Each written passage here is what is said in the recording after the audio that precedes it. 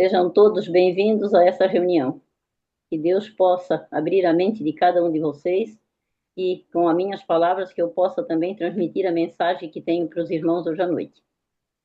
Gostaria de falar para os irmãos hoje à noite sobre pessoas que desobedeceram a Deus, os patriarcas lá do passado, que desobedeceram a Deus e as consequências que cada um teve.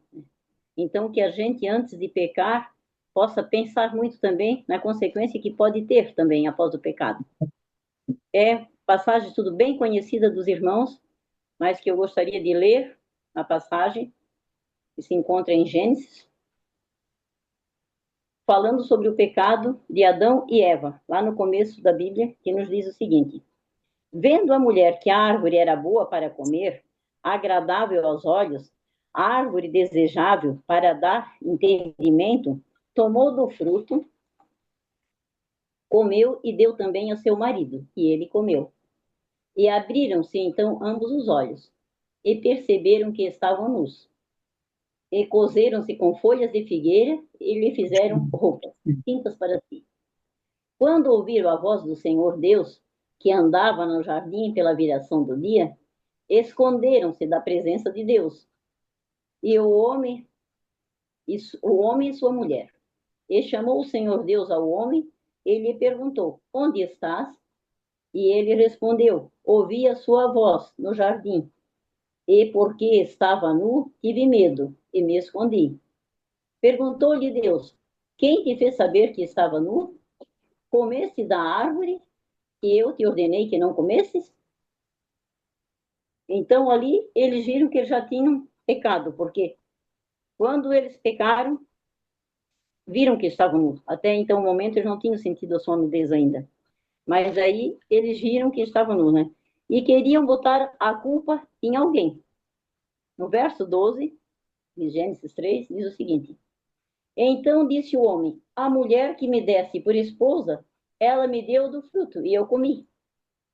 Disse o Senhor à mulher: que é isso que fizeste? Respondeu a mulher: a serpente me enganou.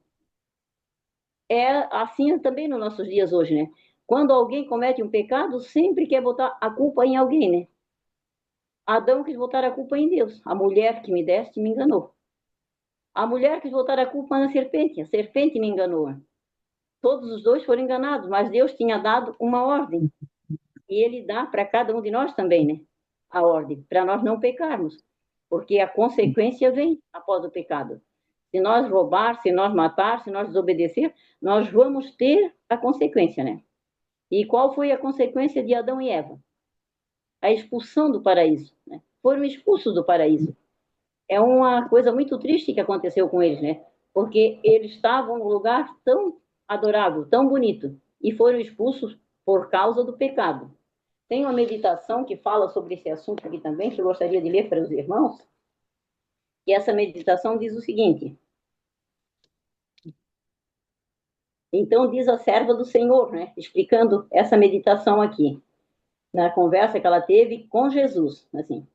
Por que foi isso que Por que isso? Para que tomar emprestado e com medo?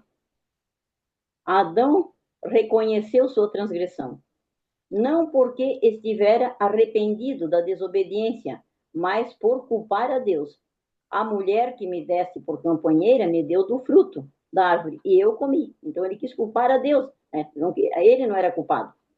Quando a mulher foi questionada por que fizesse isso, a serpente me enganou e eu comi.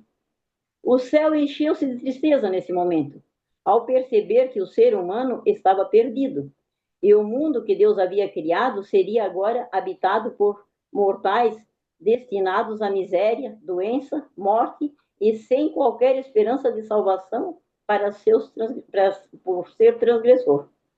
A família inteira de Adão deveria morrer.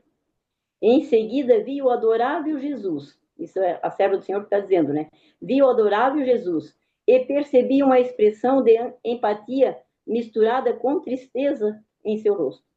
Logo ouvi se aproximar da luz brilhante que cercava o Pai. Meu anjo assistente me disse: ele está em conversa íntima com Deus. A ansiedade dos anjos parecia intensa enquanto Jesus se comunicava com o Pai. Todos os anjos estavam preocupados nesse momento, né? Porque viram Jesus se comunicando com o Pai. Ele estava desesperado ao ver que aquele casal que Deus tinha colocado no jardim iam perder aquele jardim maravilhoso, né?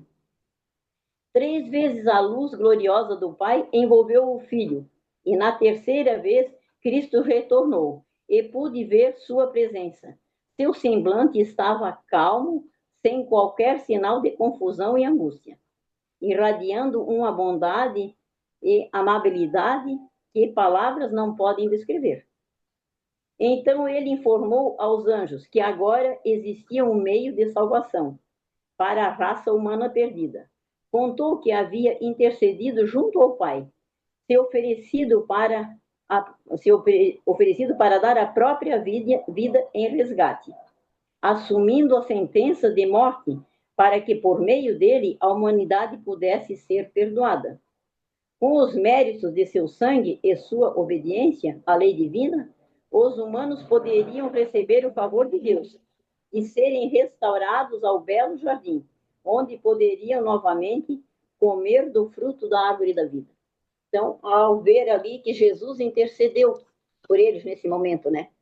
E aí eles viram uma esperança para eles novamente. O Filho de Deus havia se manifestado para que eles pudessem ser salvos, né? Então nós vimos ali que foi uma grande coisa que Jesus fez nesse momento, né? E no verso 16, ali de Gênesis, diz o seguinte, assim, após toda a transgressão de Adão e Eva, aí diz no verso 16 assim, a mulher disse Deus, multiplicarei sobremodo o sofrimento da tua gravidez. Em meio de dores darás à luz a filhos, e teu desejo será para o teu marido, e ele te governará. Então, o castigo da mulher também, além da expulsão do paraíso, começou ali, ó. O castigo dela foi em meio de dores, ela ia dar à luz. E ela também, o desejo dela era para o seu marido. Ela tinha que ser obediente a ele. Por causa disso, tem, às vezes, hoje em dia, muitas mulheres que, às vezes, querem mandar, né?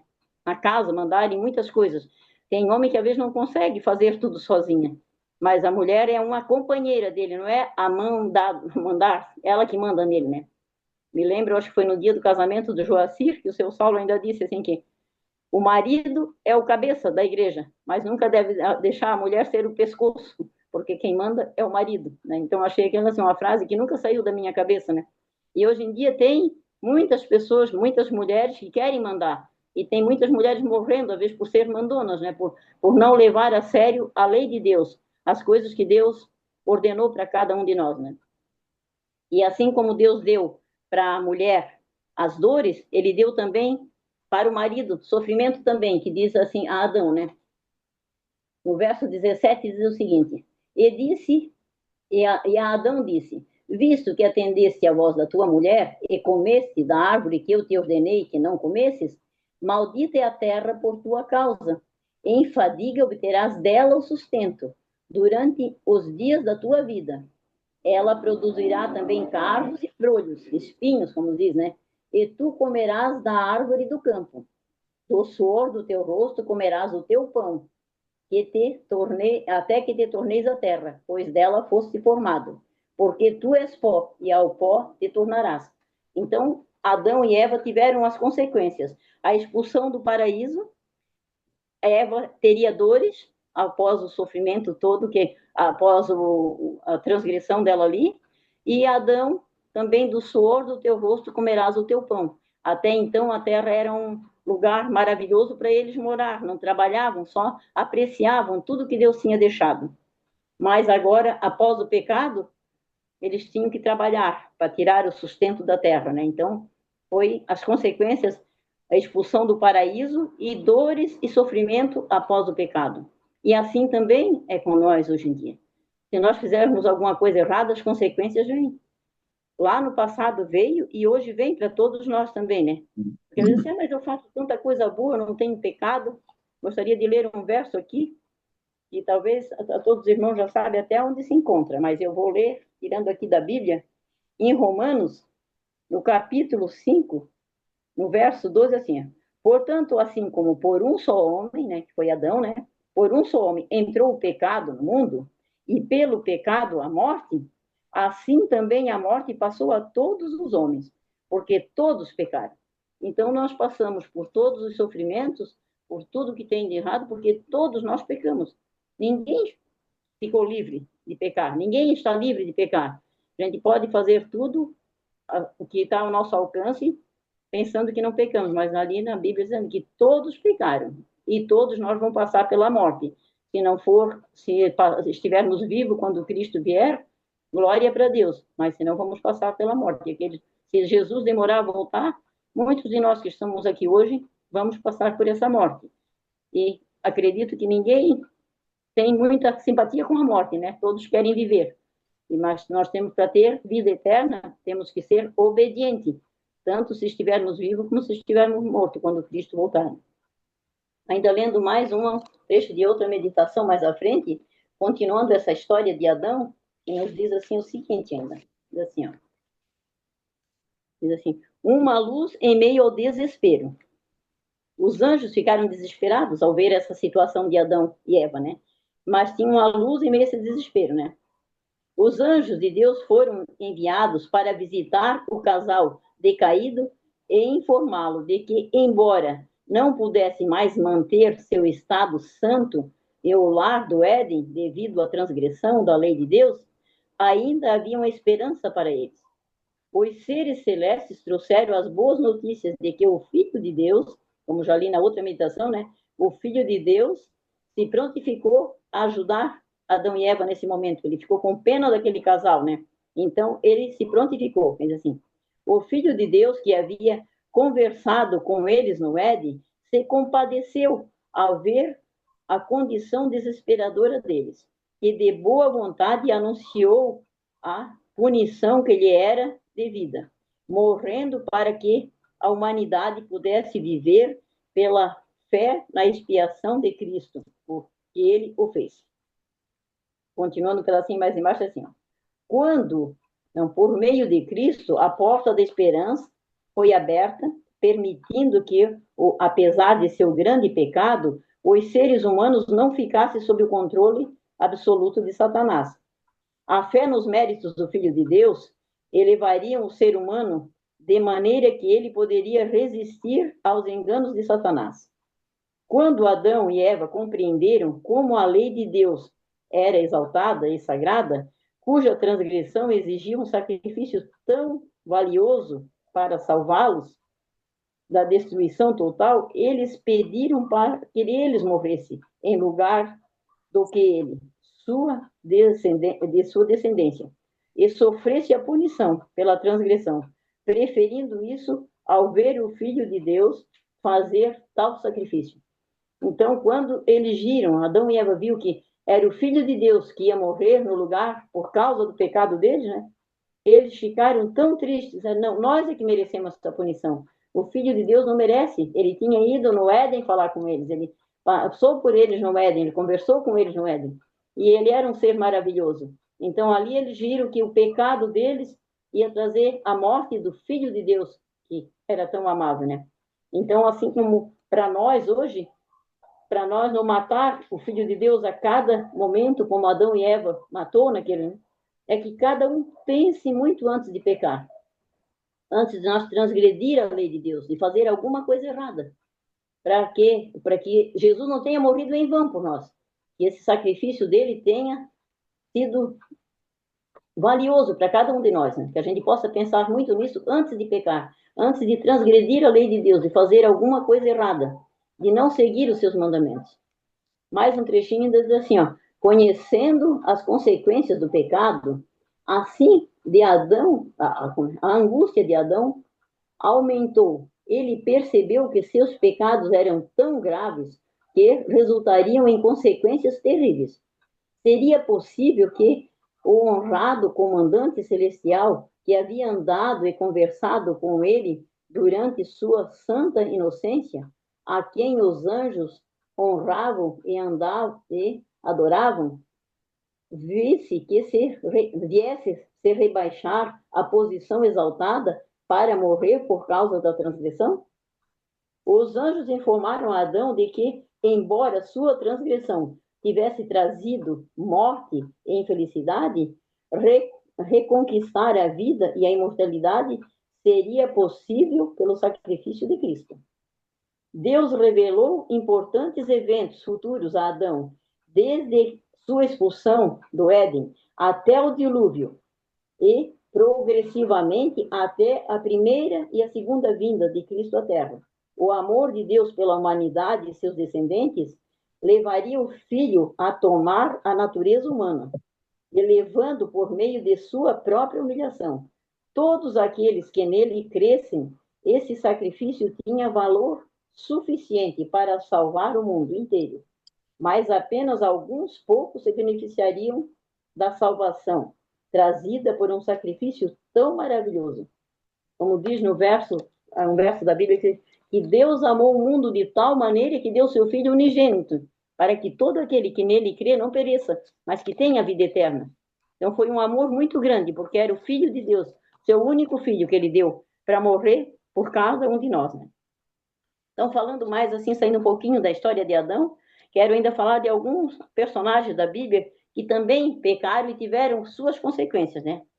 É assim que quando Moisés foi ao monte receber as tábuas da lei, fala lá em Êxodo, não vou ler mais as passagens, mas está em Êxodo 32, se os irmãos quiserem ler depois, Êxodo 32, de 1 a 4, né?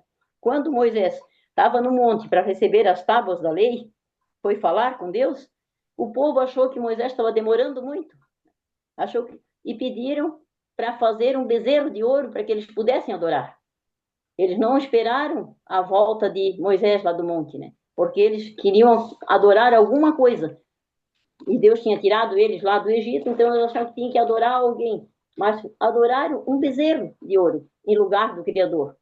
O que nós estamos adorando? Estamos fazendo no lugar de Deus, nas horas que nós podemos orar, que nós podemos cantar um hino, que podemos fazer a vontade de Deus.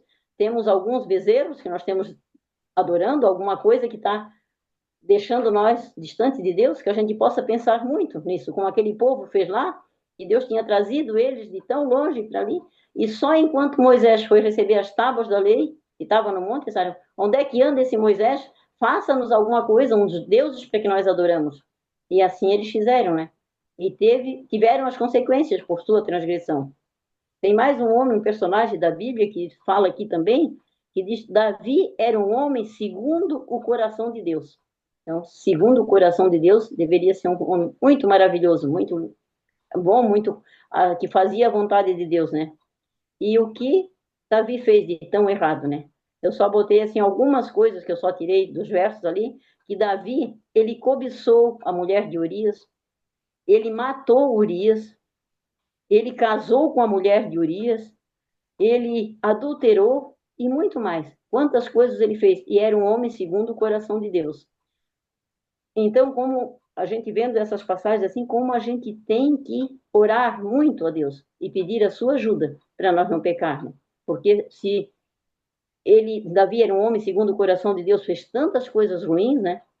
Aquela história tão maravilhosa que a gente veja ali, quando ele foi questionado, esse homem deve morrer. Aí o profeta espelhou, tu és esse homem. Então, que a gente possa ter muito cuidado com isso, para a gente não ser responsável por uma coisa tão grande, né? Esconder, ele queria esconder, mas de Deus não se esconde nada.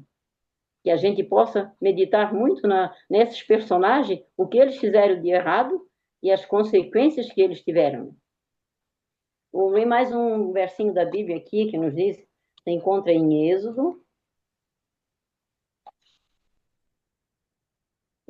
no capítulo 2, gostaria de ler do verso 11 ao 15, que nos diz o seguinte, então, assim, ó, Moisés matou um egípcio e escondeu ele na areia, né? Então vamos ver aqui essas passagens que eu achei muito importante também, assim, ó.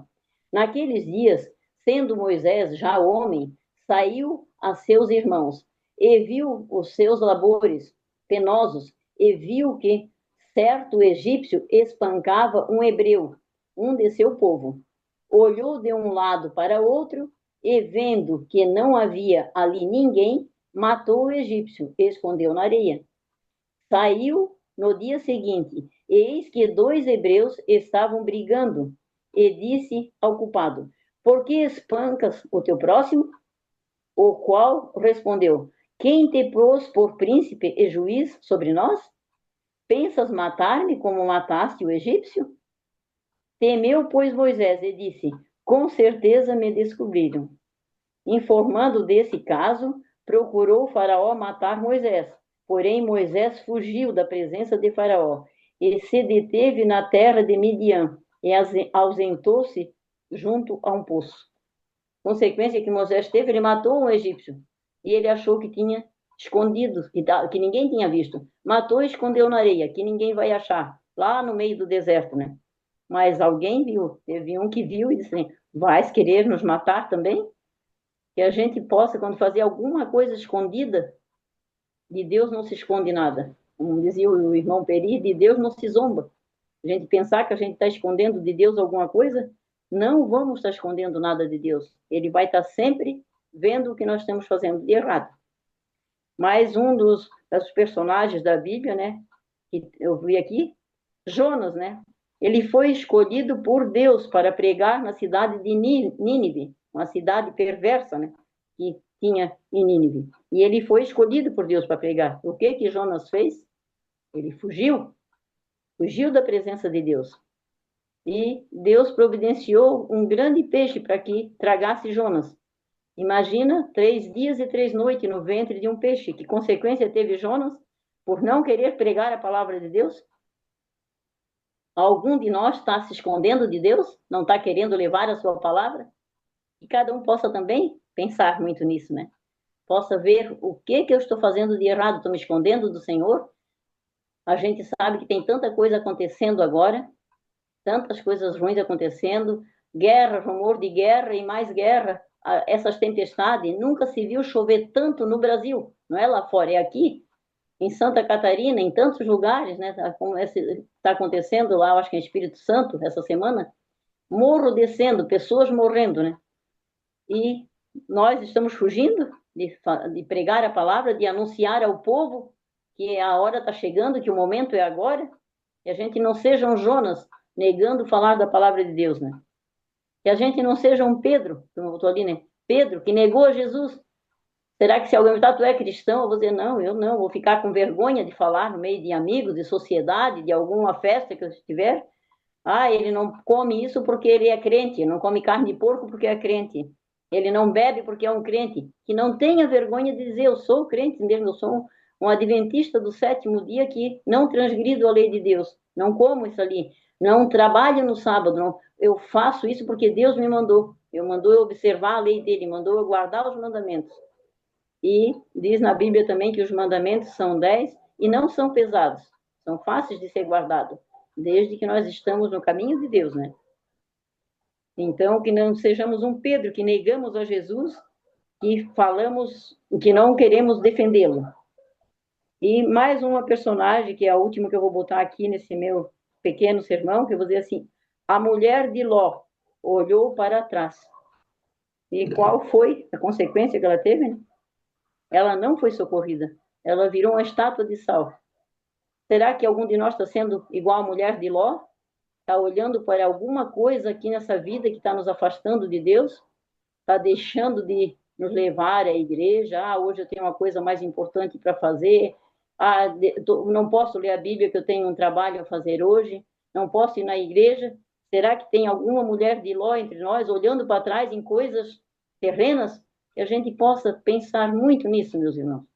Eu li bastante hoje, e reli um pouco, mas acho que eu vou falar disso aqui mesmo, porque é um apelo para cada um de nós, para nós se preparar, para que quando Jesus voltar, que nenhum de nós venha ficar para trás, que a gente possa sentir o desejo de salvação em nossa vida a cada instante.